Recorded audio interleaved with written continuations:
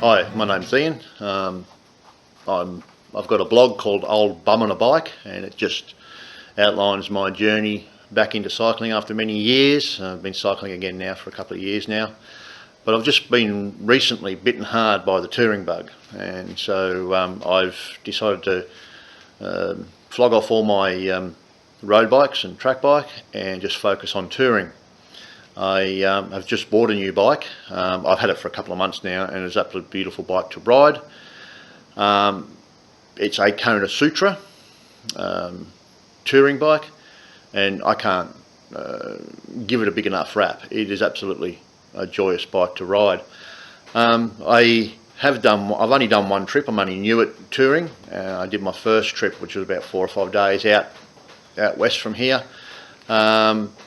And it was an old Merida Crossway that I was on, hybrid bike, and it did the job. I had a rack on the back, and it was adequate, but by the time I weighed up what it would cost to upgrade it, stronger rims, more racks, it was just as cheap and change the gearing around a little bit, it was just as cheap to buy the new bike, which I'm so glad I did, because it is so good. So I thought I'm just about to head off on my first big trip, and my first trip on the Kona. It's going to take me out from Bundaberg to Kingaroy, and then down through to Yarraman, and then Blackbutt, and then follow the Brisbane Valley Rail Trail all the way into Brisbane. And then when I get to Brisbane, I've got a couple of routes planned out. It'll either be up the hinterland or up the coast road. I'm not quite sure yet. So I just thought I'd spend this couple of minutes going through the bike and its features, and just tell you how much I love it. It's Kona Sutra. Thank you. My bike's a 56 centimetre. I think according to Kona it is a medium large. I'm 6'1", 100 kilos, so I'm not a little guy. It's a chrome alloy steel frame and forks, and it is absolutely beautiful to ride. It is so smooth, so comfortable, even on rough roads. I've got a Damani, Trek Damani road bike, and I thought it was good, but not compared to this. The first thing I'll go is the running gear. Is a Shimano Dior Olivio combination. So we have 3-speed chainring at the back, at the front, which is I think 28, 36, 48 combination. With Olivio front derailleur, and then we go to the back, and it's a 9-speed cassette, 11 to 34, with a Dior derailleur at the back. I've just got on it some Shimano A540 commuter touring pedals, so they're flat send, because I use this bike for running around town and that as well. Running the gears is Shimano Barcon, 9-speed shifter for the rear derailleur, and a 3-speed shifter for the front derailleur. It comes out standard with the Kona road bars, steel bars, and so they're strong, good 9% head stem, so you can set it and it can be quite flat like a road bike. I've got mine set up now to make it more relaxed for touring. And of course the TRP brakes, and as we come down, we've got it comes out standard pretty much like this. I've got on mine a front rack. It doesn't come out with a front rack, but I've got an Azure multi-purpose, multi-fit generic front rack. It's not an expensive one, but I only carry about 4 kilos on each side up the front there anyway, so it's not too bad. The tyres are Clements Explore. They're an on-road, off-road tyre. They're a 40mm tyre, so they're quite wide. But even when you compare them to other 40mm road tyres, they're still quite wide. And so as you can see, they're a narrower tread in the middle, which allows a better rolling resistance on the road. and as you come around the side it's more gravel tyre, and they are a great tyre and work well with the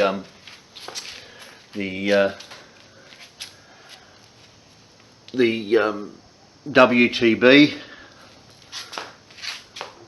SX19 rims, which are a 36 hole rim, and I think they're a touring specific rim. They're also riveted and have eyelets around the spokes for extra strength and whatnot. Braking is a Hayes CX Expert mechanical brake, and with about 160mm, I think it's 160mm disc on the front and the back. They're pretty adequate. They stop pretty well even with the load, and whatnot. I do find that the front brake is a bit noisy, hopefully with a bit of wear, although I've been riding this bike for a couple of months now, so and others have told me that their bike does the same. It gets a bit of a noise, a bit of vibration noise through the, I don't know whether it's through the front forks, but it's disc brake noise anyway. And you can see that the CX are on the back as well, again 160mm. The bike comes standard with this rack on it now. It comes out from the factory like this, so basically if you wanted to buy a bike and jump on it and start riding straight away, this is your bike. It comes out standard with the mudguards, 4 mudguards on front and rear. As you can see, I've just stuck some, they're only cheap aluminium bottle cages on, but they also allow me to stretch them open a bit and fit a 1.25 litre bottle in there. I've just got a cheap plastic one down here at the bottom. My only issue with this bottom one is you can only fit a 500ml drink bottle in there. You can't fit a standard, like that top bottle's a 600ml, and with the slightly taller neck it hits the guard, so you only can go to a 500ml. I will be experimenting when I get back from this trip with some various steel bottles and see if they fit in there, because they're narrower, so hopefully that might work. I've got 2 layers of bar tape on this, just for extra padding on the handlebars, and this is what I love. This is a Brooks B17 saddle. I had never ridden one before, and I'd find it hard not to ride without one ever again. I have a Pro logo Scratch Pro on my Damani, and I need nicks on that, even though it's a comfortable saddle. I would hate to go any more than 50 k's without nicks on it. I've done quite a few rides on this now, back and forth to work, and it's a 45km commute each way, and I do it quite comfortably, and I never ride with nicks on this. So I've got a couple of spare in my panniers just in case, but when I go on a long trip, but I'll be aiming not to wear nicks, and it's a bit more comfortable. The saddle is just like a hammock for your bits, honestly. It is a beautiful saddle to ride on. I've hit it with some saddle soap I got from the saddle store, and so that's helping it break in too much, not too bad. It's also got an adjuster under here. If you're not familiar with Brooks saddles, it has an adjuster under there, so as the leather stretches, you can just hit it with a 1/4 of a turn. I think it's about a 14mm nut, and that helps adjust it and keep the tension in saddle. But overall, I've just got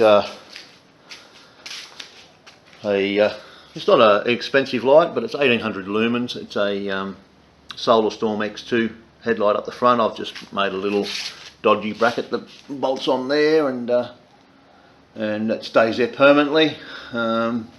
And the battery, I just sit up on here or under there, and hangs under there, and it has quite a good life. Like, I use it on the road blinking, and it just like goes well over a week without needing to charge, and it has yeah, it's a good light. It has different functions and whatnot.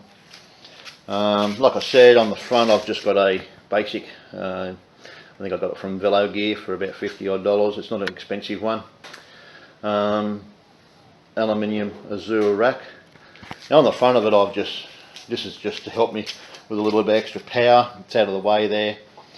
The headlight runs under it so it misses it, and it's just a little old 1.5 watt solar panel from an old solar shed light. The batteries went flat and it was cheaper to buy a new light than it was to buy the batteries, and so I've just rigged that up, and that just throws enough, even in low light, throws enough power in to keep my phone or my Garmin or the little lithium battery pack. But honestly, it is, had I known about these bikes before I bought my road bikes and upgraded to carbon and so forth, I wouldn't have bought the road bikes. I would have bought this and stayed with it. It is a beautiful bike to ride. It is so smooth. It is so comfortable.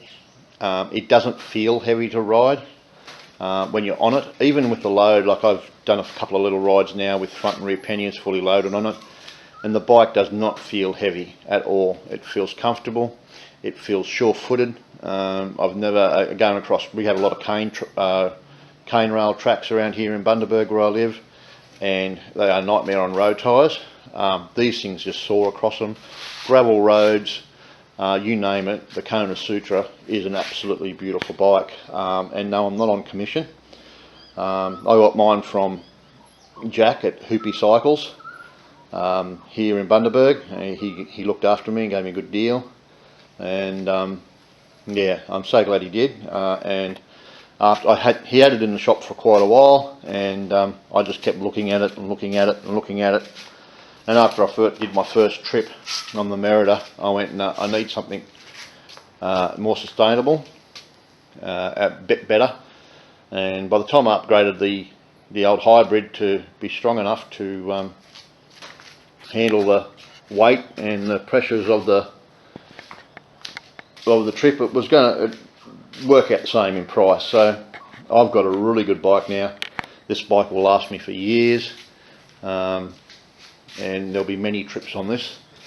Like I said, I'm heading down to Brisbane the back way and through the Brisbane Valley Rail Trail in a couple of days. I was meant to leave a couple of days ago, but unfortunately it doesn't matter how well you plan, sometimes life just gets in the way. Well, that's the Sutra Touring Bike by Kona, and it is an absolutely joyous bike to ride. Cheers.